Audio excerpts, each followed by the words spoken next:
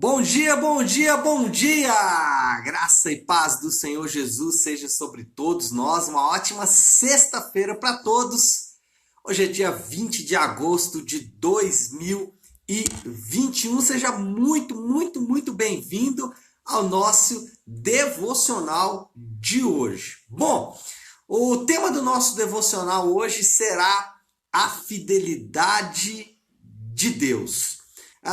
Eu tenho falado com alguma frequência que o Evangelho ele tem respostas para as grandes questões do homem. Todas as grandes questões, sejam elas existenciais, sejam elas espirituais, sejam elas físicas, financeiras, emocionais e etc. e tal, qualquer grande questão do homem, ela é respondida através do Evangelho de Deus em Jesus. E hoje eu quero falar de uma dessas questões, que é a questão relacionada à fidelidade de Deus. A grande questão é: será que nós podemos confiar em Deus? Será que nós temos indícios que tornam Deus confiável? Será que eu posso confiar toda a minha vida de fato em Deus? Quer dizer, essa é uma grande questão do homem. O homem, ele pode não se perguntar isso diretamente porque o seu cristianismo não permite, a sua religião não permite, né? Por ele ser cristão, ele não tem coragem de perguntar se ele pode confiar em Deus, sim. Mas, normalmente, nós respondemos essa pergunta de forma imediata. Será que podemos confiar em Deus? Nossa resposta normalmente é sim, não, eu posso confiar em Deus. Agora, se eu posso realmente confiar em Deus, será que as minhas atitudes mostram que eu confio em Deus? Será que as minhas atitudes elas vão confirmar que eu confio em Deus?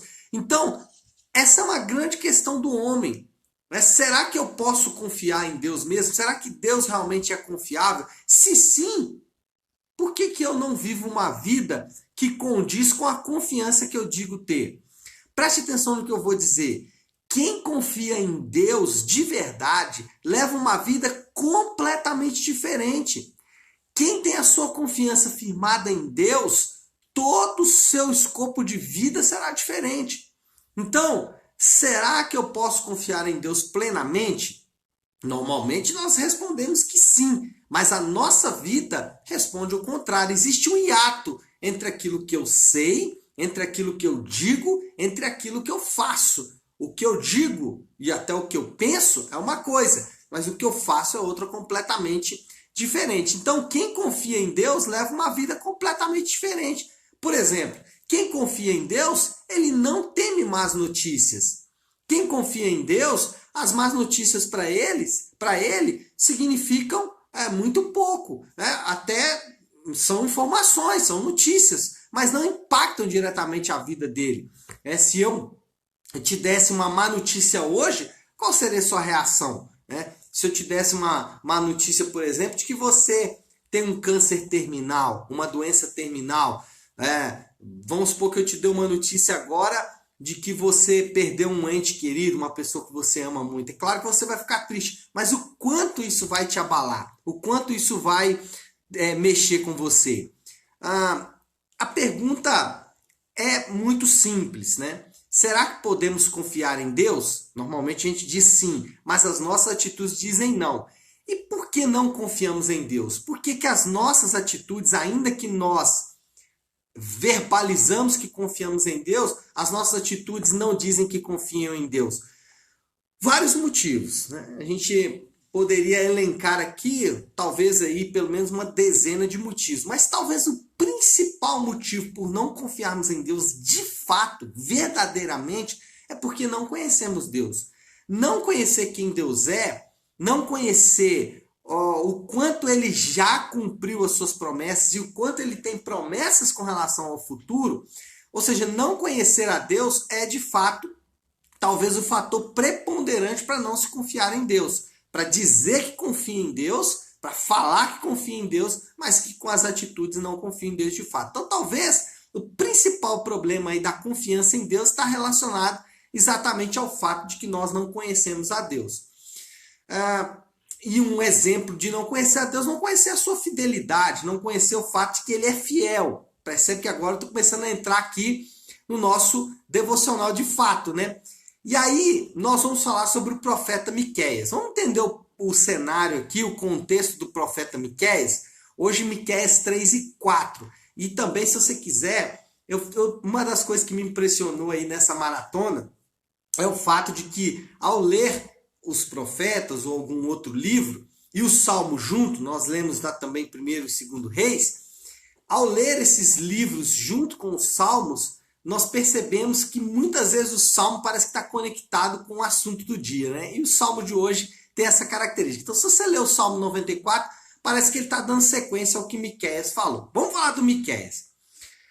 Miqueias, ele é muito severo com 3 grupos de pessoas específicos da nação.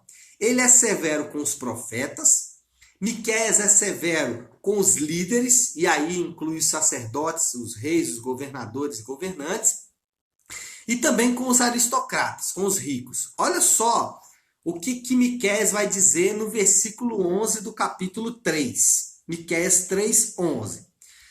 Seus líderes julgam sob suborno, seus sacerdotes ensinam visando lucro. Primeiro grupo, o grupo dos líderes, tanto os governantes como os sacerdotes. E o que ele está falando aqui? Corruptos, né? Aí ele continuou dizendo assim, seus profetas adivinham em troca de prata. Agora ele vai para os profetas, para os pregadores, né? E ele está dizendo o seguinte, os pregadores, eles também são infiéis. Em vez de se apegarem à palavra de Deus, estão se apegando ao lucro indevido. E terceiro, ele fala assim, e ainda se apoiam no Senhor, dizendo, o Senhor está no meio de nós, nenhuma desgraça nos acontecerá. Então, ele está aqui falando para esses 3 grupos, os líderes, os sacerdotes e os profetas, né? Os líderes aqui incluem também os aristocratas, os ricos, né? Esses 3 grupos de pessoas são a direção principal da profecia aí do nosso amigo Miqueias. Porém, ele não isenta o povo, ele não deixa o povo de fora. Por quê? Porque o povo segue aqueles que eles amam. O povo segue aqueles que eles amam ouvir, né? Então, por que o povo... por que os líderes da nação, os profetas, os sacerdotes, os governantes, os aristocratas agiam dessa forma? Porque o povo amava isso, o povo deixava com que isso acontecesse. Porém, contudo, a profecia também vai apontar uma direção. Nós temos um cenário muito ruim, nós temos um cenário muito difícil, corrupção, infidelidade da liderança, aristocracia, os ricos oprimindo os pobres. Esse era o cenário geral montado. Só que Deus vai apontar uma direção, Deus vai prometer uma intervenção. E essa intervenção de Deus, Miqueias começa a descrever ela no capítulo 4, ela vai seguir 3 tempos. Ela vai seguir um tempo no passado, para nós hoje, tá, gente? Para Miqueias havia um tempo futuro, um tempo mais futuro e um tempo mais futuro ainda. Tá?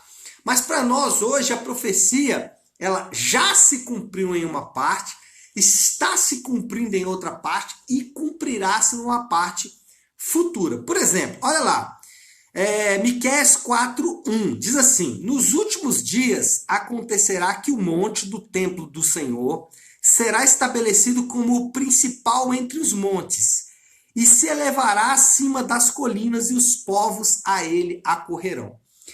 Ele está dizendo aqui que nos últimos dias, o monte do Senhor, Jerusalém, a cidade de Jerusalém, ela vai ser um marco importante aonde os povos vão olhar e encontrar nesse lugar, nos montes de Jerusalém, a sua resposta. E aqui é a profecia que já se cumpriu, já aconteceu, que foi a encarnação, a vida e a morte de Jesus. Nós sabemos que Jesus morre em Jerusalém, nós sabemos que Jesus é crucificado em Jerusalém, no Monte Calvário, e ali, no Monte Calvário, começa então a grande mudança de história, a mudança que o povo da nação de Israel estava esperando, que o Miqueias profetizou, ela começa a acontecer em Jesus. Jesus, então, vem, ele encarna, ele vive e ele morre. Morre aonde? Morre nesse lugar geográfico especial que é o monte, ou que são os montes ali de Jerusalém. Então, a primeira profecia, ela já se cumpriu. Mas só que o Miqueias continua dizendo, e agora ele vai falar de uma profecia que está acontecendo. Versículo 2, capítulo 4, versículo 2 de Miqueias. Muitas nações virão dizendo, venham, subamos ao monte do Senhor. Muitas nações virão dizendo, venham, subamos ao monte do Senhor, ao templo de Deus de Jacó, ao Deus de Jacó. Ele nos ensinará os seus caminhos para que andemos nas suas veredas, pois a lei virá de Sião, a palavra do Senhor de Jerusalém. Então, agora ele está falando o seguinte, que o próximo tempo é o tempo de ensinar a palavra de Deus. Ele vai falar sobre um tempo onde a lei de Deus vai ser pregada, a lei de Deus vai ser ensinada. E aqui nós percebemos que muitas profecias já aconteceram. Por exemplo, ele diz que muitas nações virão. Nós sabemos que o cristianismo, especialmente na Idade Média, ele foi o centro do mundo. As nações vinham até a Europa em busca, né, da religião dos europeus, em busca do cristianismo que estava ali entre os europeus. Então, parte dessa profecia já aconteceu e ainda hoje acontece. Nunca se teve tanta oportunidade de aprender sobre a palavra de Deus como nós temos hoje. Por exemplo, nós estamos aqui às 7h30 da manhã, eu estou dentro da sua casa literalmente através de uma mídia social, muito parecido com o que aconteceu lá em Atos, onde os irmãos eles ensinavam a palavra de Deus uns aos outros todos os dias. É claro que nós perdemos aqui o principal dessa história toda, que é o relacionamento, mas dentro da profecia aqui do Miqueias é o ensino da palavra de Deus. Então, anote o que eu vou dizer agora. Estamos no tempo de conhecer, meditar e obedecer a palavra de Deus. Esse é o tempo da profecia, o tempo onde a palavra de Deus deve ser conhecida, deve ser meditada e deve ser obedecida. E a profecia encerra num terceiro ponto agora. Ela mostra o que já aconteceu, o que está acontecendo, e ela também aponta para algo que vai acontecer no futuro. Olha aqui o versículo 3. Ele julgará entre muitos povos, resolverá contendas entre nações poderosas e distantes. Das suas espadas farão arados e das suas lanças foices. Nenhuma nação erguerá espada contra a outra e não aprenderão mais a guerra. Ele fala de um tempo de paz, um tempo onde as nações deixarão a guerra, onde as nações deixarão as suas disputas, que são disputas inócuas, é óbvio, né? Mas ele fala que essas nações deixarão por causa dele, né? Ele julgará, ele estará ali no meio desses povos. E aí é uma promessa futura, ou seja, a consumação do reino vindouro de Deus, reino esse que já está em andamento, mas que vai ter a sua consumação em algum momento lá do futuro. Será que podemos confiar em Deus? Essa foi a nossa grande questão. O Evangelho responde se podemos confiar em Deus. Por quê? Porque o Evangelho é o cumprimento das promessas de Deus, o cumprimento das promessas do passado, o cumprimento do que já está acontecendo e daquilo que ainda vai acontecer. Se a nossa confiança em Deus muitas vezes não é de fato porque não conhecemos a Deus, né? Então o profeta vai dizer aqui que nós temos indícios dentro da própria palavra dele que nós podemos confiar nele. Então, bom, para concluir, qual é a moral da história aqui? A resposta final da pergunta, será que podemos confiar em Deus? Nossa esperança está firmada no Deus que cumpre as suas promessas. Moral da história, eu posso confiar em Deus. Por quê? Porque ele cumpre as suas promessas. Ele já cumpriu, está cumprindo e continuará cumprindo. Então, eu posso confiar em Deus, eu posso confiar a minha vida ao Senhor Deus. Por quê? Porque ele é um Deus que cumpre as suas promessas. Essa é a resposta definitiva para essa grande questão do homem. eu posso olhar para as Escrituras e ver as promessas cumpridas, ver as promessas que estão se cumprindo e, óbvio, olhar também, já que se já cumpriu, se está cumprindo, não há motivos para eu não acreditar que elas continuarão se cumprindo no futuro breve. Então, a nossa esperança está firmada no Deus que cumpre as suas promessas. Aleluia por isso. Bom, eu queria deixar aqui uma aplicação e eu fiquei pensando, né, em como eu poderia aplicar essa palavra, óbvio, a mim mesmo, né? E aí, pensando também nos meus irmãos, você que está aí assistindo esse devocional, talvez você está aí passando um momento de dificuldade, um momento de dor, de angústia, né? Ou talvez você está numa vida muito tranquila, mas você tem medo de que algo de ruim aconteça, né? Então, você até vive uma vida boa, mas ela é tão boa que você tem medo de algo ruim aconteça com você.